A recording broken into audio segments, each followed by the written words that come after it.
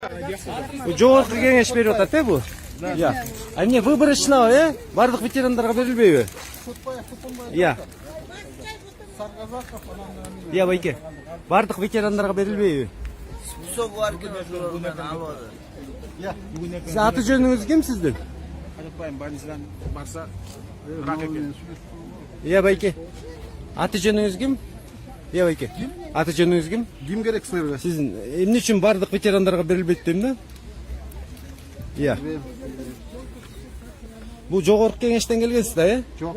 Бардык ветерандар. Жогорку кеңештен деп турбайбы? Бардык ветерандарга, значит, президент 20 000 сом, өкмөт 15 000 сом, Ал жогорку город 15 000 сом берет, эмесинен башка.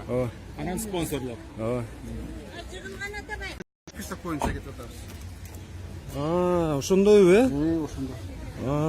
Бул жогорку кеңеш выборочно берет турбайбы? Выборочно берет турбайбы? Менин атам да участник бойну. Эмне үчүн берген жоксуз? Неме каякта? Саргазак. Я байке. Эмне үчүн баарына бербейсиңер? Менин атам да участник войны. Мондайда. Болгону 350ден ашык ветеран бар.